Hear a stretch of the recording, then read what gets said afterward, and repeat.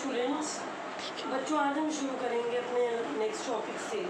हमारा आज का टॉपिक है टॉर्क, कि टॉर्क क्या होता है। जैसे हम लीनियर मोशन में फोर्स की बात करते हैं, ऐसे ही बच्चों हम रोटेशनल मोशन में टॉर्क की बात करते हैं। तो जो रोटेशनल एनालॉग है फोर्स का वो होता है हमारा टॉर्क। जब आप रोटेशनल मोशन ले रहे हो, आप सर्कुलर मोशन ले रहे हो, तो वो वहाँ पर जो फोर्स होगा वो फोर्स न रहकर वो टॉर्क बन जाएगा। अब इस टॉर्क को और अच्छे से डिफाइन करने के लिए हम एक छोटा सा सिंपल सा केस लेते हैं। मेरे पास एक पार्टिकल है जो पॉइंट पी पर प्रेजेंट है। मैंने कहा कि मेरे पास एक पार्टिकल है जो पी पर पड़ा है। We have a particle at point P. उस पार्टिकल पर कुछ फोर्स एफ लग रहा है। मैंने आपको इस डायग्राम में फोर्स की डायरेक्शन भी दिखाई है। मेरे पास एक पार्टिकल है पॉइंट पी पर और उस पर कुछ फोर्स भी लग रहा है। उसकी जो पोजीशन है विद रिस्पेक्ट टू ऑरिजिन, इस पॉइंट पी की, जो पार्टिकल पॉइंट पी पर है बच्चों, उसकी जो पोजीशन है ऑरिजिन के साथ वो आर है या वो आर से दी गई है। तो टॉर्क की वैल्यू क्या होगी? टॉर्क, जिसे हम टाउ से रिप्रेजेंट करते हैं, it is equal to R cross F. जो क्रॉस प्रोडक्ट है इस पोजीशन वेक्टर का, इस पोजीशन वेक्टर आर का और इस फोर्स एफ का, वो हमें टॉर्क देगा। तो टॉर्क की वैल्यू क्या बन जाएगी बच्चों? Are F sine theta. जो हमारा क्रॉस प्रोडक्ट है इस आर का और इस एफ का, वो हमें टॉर्क देगा और इसकी वैल्यू बन जाएगी torque is equal to R F sine theta. अब इस टॉर्क की डायमेंशंस क्या होती है? जब मैंने आपको पहली यूनिट पढ़ाई थी, मैंने बताया था कि टॉर्क की डायमेंशन क्या होती है या किसी चीज़ की डायमेंशन को कैसे बच्चों निकाला जाता है। तो उसी सिंपल पहले वाली यूनिट को देखते हुए एफ की डायमेंशन क्या है? एम एल टी की पावर माइनस टू है। एल की आर की डायमेंशन क्या है? आर क्या है हमारा? डिस्टेंस है, तो डायमेंशन एल होगी। ठीक है बच्चों, एफ की डायमेंशन हमारी क्या है? एम एल टी की पावर माइनस टू। आर की हमारी डायमेंशन क्या है? एल। तो हमारी टॉर्क की डायमेंशन क्या बन जाएगी? एम एल टू टी की पावर माइनस टू। इस टॉर्क की बच्चों ऐसा यूनिट क्या होती है? Newton metre. और यहाँ पर थीटा क्या है? एंगल है आर और एफ के बीच का। Theta is the angle between R and F. तो टॉर्क की वैल्यू कितनी बन गई? R F sine theta. Torque is equal to R F sine theta. इसे एक बार हम एक नए तरीके से हम अच्छे से कैसे देख सकते? तो एक बहुत सिंपल सा एग्जाम्पल है हमारे पास कि हमारे पास एक रोड है ओ ए, जिसकी लेंथ आर है। वो रोड कुछ इस तरीके से है कि वो अलोंग ओ रोटेट कर सकती है। It has capability of rotating along O. और एफ आप इस पर फोर्स लगा रहे हो इसके ए एंड पर। मेरे पास एक ओ ए रोड है जिसकी एल लेंथ है, जो कैपेबल है of rotating along O, and F is the force applied at end A. I hope कि आपको जो सिचुएशन है क्लियर होगी कि हमारे पास रोड है जिसकी आर लेंथ है और वो ए ओ एक्सिस के लॉन्ग, जो ओ के लॉन्ग रोटेट कर सकती है। अब इसमें चार इंपॉर्टेंट केस हैं कि इन चार केसेस में आप जो टॉर्क की वैल्यू है वो कैसे निकालोगे। How will you calculate the value of torque? Now पहला केस है कि जो फोर्स हमने लगाया है, द फोर्स जो हमने लगाया है उस फोर्स में और इस आर लेंथ ऑफ रोड में जो एंगल है वो जीरो है। क्यों? आपने फोर्स इस एक्सिस में लगाया है, इधर आपने फोर्स लगाया है। आर और एफ के बीच का जो एंगल है वो 0 डिग्री का है। थीटा क्या होता है? Angle between R and F होता है। मैंने बताया था इससे पहले ही मैंने बोर्ड को जो लिखा था, जो समझाया था, इसी वीडियो मैंने आपको बताया था कि थीटा एंगल है आर और एफ के बीच का। तो अगर फोर्स और आर की डायरेक्शन, इसकी लेंथ की डायरेक्शन सेम है तो एंगल कितना हो जाएगा? 0 डिग्री का हो जाएगा। साइन 0 कितना होता है? 0 होता है। ठीक है बच्चे, साइन 0 0 होता है। तो टॉर्क की वैल्यू कितनी बन जाएगी हमारी इस केस में? 0 बन जाएगी। दूसरा केस, जब फोर्स हमने इधर लगाया, हमने फोर्स कुछ इस तरीके से लगाया कि फोर्स में और इसकी लेंथ में, इस रोड में जो एंगल है वो 90 डिग्री का बन रहा है। बच्चों हमने फोर्स इस तरीके से लगाया कि इस रोड में और इस डायरेक्शन की फोर्स में 90 डिग्री का एंगल बनता है।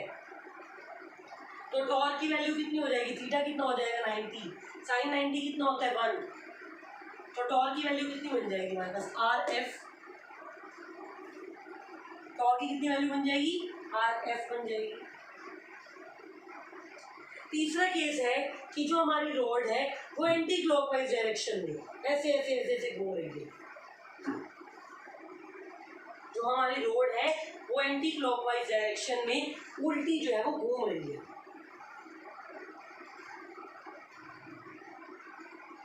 अब जब वो एंटी क्लॉकवाइज डायरेक्शन में घूम रही है तो इस केस में जो एंगल है वो यहाँ पे स्पेसिफाइड है, थीटा का एंगल है फोर्स के बीच में और इसकी लेंथ में। अब अगर आप ये ट्रायंगल देखो और साइन थीटा के फॉर्मूले का यूज करो कि साइन थीटा होता है भाई परपेंडिकुलर बाय में हाइपोटेन्यूज, साइन थीटा होता है परपेंडिकुलर बाय में हाइपोटेन्यूज। इसीलिए हमारे पास जो वैल्यू है परपेंडिकुलर की क्या बन जाएगी, साइन थीटा बन जाएगा हमारा P1 बाय आर। तो P1 की वैल्यू कितनी बन जाएगी R sine theta. Sine theta क्या होता है परपेंडिकुलर बाय हाइपोटेन्यूज। हमारे सर्कल, हमारे ट्रायंगल का जो परपेंडिकुलर है वो P1 है, उसका जो हाइपोटेन्यूज है वो R है। तो P1 की वैल्यू कितनी बन जाएगी आर साइन थीटा बन जाएगी। तो आप इस एक्सप्रेशन को आर एफ साइन थीटा को लिख सकते हो बच्चों, R sine theta into F या P1F, आप इसे लिख सकते हो P1F। फोर्थ केस में क्या है कि हमने जो रोड है उसको क्लॉकवाइज डायरेक्शन में घुमाया है। आपकी जो रोड है उसे आपने क्लॉकवाइज डायरेक्शन में जो रोटेशन है वो दी है। तो इस केस में भी जैसे इधर P1 की वैल्यू आर साइन थीटा थी, इधर P2 की वैल्यू आर साइन थीटा बन जाएगी। ये है P2, ये दिखाया मैंने, ये लेंथ P2 है। तो टॉर्क की वैल्यू कितनी बन जाएगी FP2। तो हमने यहाँ 4 केस देखे कि जब हमने टॉर्क या फिर हमने अपनी रोड को कुछ इस तरीके से घुमाया, ये फोर्स कुछ इस तरीके से अप्लाई किया कि आर और एफ के बीच में 0 डिग्री का एंगल है, आर और एफ के बीच में 90 का एंगल है या थीटा एंगल है। आगे बढ़ते हैं।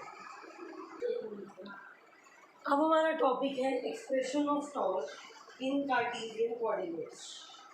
हमने कहा कि हमारे पास एक पार्टिकल है जिसका मान लो m मास है और वो P पॉइंट पर पहले प्रेजेंट है। हमारे पास एक पार्टिकल है जो m मास रखता है और वो P पॉइंट पर आपका प्रेजेंट है।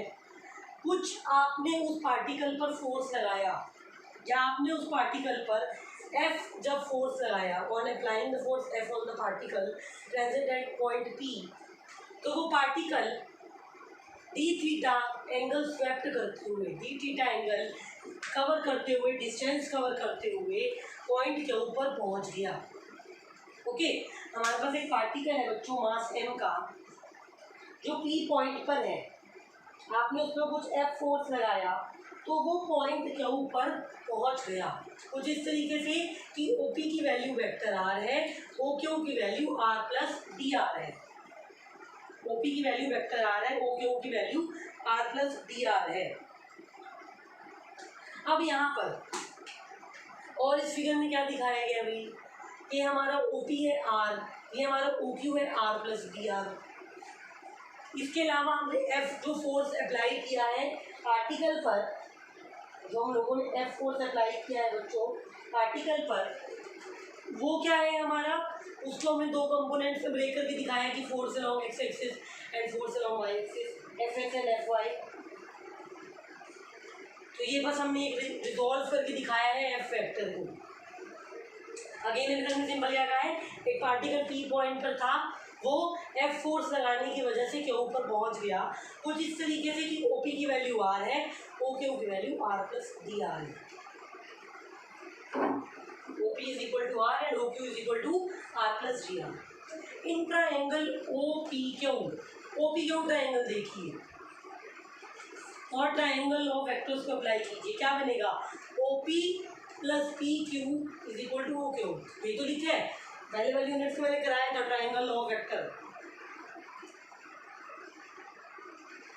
Their resultant, the value of beta, the direction, ऐसा मैंने आपको पहले करवाया है। इन ट्रायंगल बच्चों, in triangle O P Q, O P plus P Q की वैल्यू कितनी है भाई? ओ क्यू है। पी क्यू की वैल्यू कितनी हो जाएगी? O Q minus O P, या R plus B R minus R. P Q की वैल्यू बन जाएगी D R. R plus D R minus R क्या होगा? डी आर ही तो होगा। अब इस पार्टिकल को रोटेट कराने के लिए हमने कितना वर्क डन किया? What is the value of work done in rotating particle? Work done is given by dw, that is equal to f dot dr। dw equal to f dot dr। अब f कितना है हमने इसको coordinates में लिखा। f की value आप लिख सकते हो एफ एक्स आई कैप प्लस एफ वाई जे कैप। डी आर को आप लिख सकते हो बच्चों डी एक्स आई कैप प्लस डी वाई जे कैप। तो डी डब्ल्यू की वैल्यू कितनी हो जाएगी? एफ डॉट डी आर है, एफ की जगह आप लिखोगे एफ एक्स आई कैप प्लस एफ वाई जे कैप डॉट डी आर की जगह आप लिखोगे डी एक्स आई कैप प्लस डी वाई जे कैप। डी डब्ल्यू है आपका F dot D R, F की जगह आप लिखोगे एफ एक्स आई कैप प्लस एफ वाई जे कैप डॉट डी आर की जगह आप लिखोगे डी एक्स आई कैप प्लस डी वाई जे कैप। डॉट प्रोडक्ट मैंने सिखाया है पहले आपको, डॉट प्रोडक्ट क्रॉस प्रोडक्ट कैसे इवैल्यूएट करते हैं। और डॉट प्रोडक्ट सॉल्व करने से वैल्यू आपकी आएगी इसमें बच्चों F x d x plus F y d y, F x d x plus F y d y. अब मान लो जो जिस पॉइंट पर, पॉइंट पी पर पार्टिकल स्टार्टिंग में था, जब आपने फोर्स नहीं लगाया था, तो उस पार्टिकल के उस पॉइंट के जो कोऑर्डिनेट्स हैं वो एक्स वाई है। मैंने दिखाया कि ये पॉइंट पी है यहाँ पर, तो इसके कोऑर्डिनेट्स हैं वो क्या है? एक्स वाई है। इसका जो डिस्टेंस है वो क्या है? आर है। तो ये आर कॉस थीटा, आप इस आर को बच्चों जब रिजॉल्व करोगे किसमें करोगे? आर कॉस थीटा और आर साइन थीटा में करोगे। आप आर को किसमें रिजॉल्व करोगे? किन दो कंपोनेंट्स में ब्रेक करोगे? आर कॉस थीटा और आर साइन थीटा में करोगे। एक्स की वैल्यू कितनी है? आर कॉस थीटा, और वाई की वैल्यू कितनी है? R sine theta.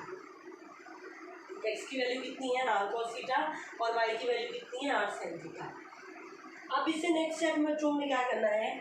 जो हमने वैल्यूज ली हैं, जो वैल्यूज हमने निकाली हैं, उनको पुट करना है। अब यहाँ पर बच्चों मैंने कहा एक्स की वैल्यू है आर कॉस थीटा और वाई की वैल्यू हमारी है आर साइन थीटा। हम दोनों टर्म्स का थीटा के रिस्पेक्ट में डेरिवेटिव देखेंगे कि इनकी वैल्यूज क्या होंगी। डी एक्स यानी कि एक्स का derivative with respect to theta क्या होगा? आर का आर, कॉस थीटा का derivative minus sine theta. Cos theta का जो डेरिवेटिव होता है बच्चों वो होता है माइनस साइन थीटा। तो ये बन जाएगा D X by D theta is equal to R minus sine theta, और D X is equal to minus R sine theta D theta. dx is equal to minus r sin theta d theta। अब r sin theta क्या था? y नहीं था। x होता है r cos theta, y होता है r sin theta। क्योंकि हमारा x r cos theta होता है और y हमारा r sin theta होता है, इसीलिए आप इस r sin theta की जगह लिख दोगे y, तो ये बन जाएगा dx is equal to minus y d theta। ठीक है बच्चों, यहाँ से dx की वैल्यू क्या आ गई? माइनस y d theta आ गई। अब y की वैल्यू कितनी थी बच्चों? y is equal to r sine theta. ठीक है, derivative y with respect to theta क्या होगा? साइन थीटा का derivative cos theta. Sine theta का डेरिवेटिव होता है हमारा कॉस थीटा, तो बन जाएगा r cos theta D theta. D y बन जाएगा r cos theta D theta, या डी वाई की वैल्यू बन जाएगी x d theta, x d theta. अब हमने जो एक्सप्रेशन वर्क डन का डी डब्ल्यू को पहले निकाला था, उसमें इन वैल्यूज को डी एक्स डी वाई की वैल्यूज को पुट कर दीजिए। मैंने एक्सप्रेशन आपको निकलवाया था F x d x plus F x F y d y. D डब्ल्यू का जो एक्सप्रेशन था बच्चों वो था F x d x plus F y d Y. तो बन जाएगा डी डब्ल्यू is equal to F x minus y d theta plus F y x d theta, F x minus y d theta plus F y x d theta. तो ये बन जाएगा x F y d theta minus x F y d theta minus y F x d theta, यानी कि x F y minus y F x d theta. और इस expression को हम बच्चों लिख सकते हैं, इस एक्सप्रेशन को हम लिख सकते हैं किस तरीके से, टाउ डी थीटा। यहाँ पर टाउ क्या है, हमारा टॉर्क है। तो ये भी तो हमने इतना सब कुछ क्यों किया, क्योंकि हमें टॉर्क की वैल्यू को निकालना था, हमें टॉर्क की वैल्यू को निकालना था। तो हमने टॉर्क की वैल्यू को यहाँ निकाल लिया। क्या वैल्यू आ गई टॉर्क की, x F y minus y F x, and this is the value of torque in the Cartesian coordinates. Cartesian coordinates में जो टॉर्क की वैल्यू रहती है बच्चों होती है x F y minus y F x. तो ये वैल्यू हम लोगों ने प्रूव कर दी है। इससे आगे हम लोग नेक्स्ट वीडियो से कंटिन्यू करेंगे। with this we are going with the videos. Don't waste your time. Thank you.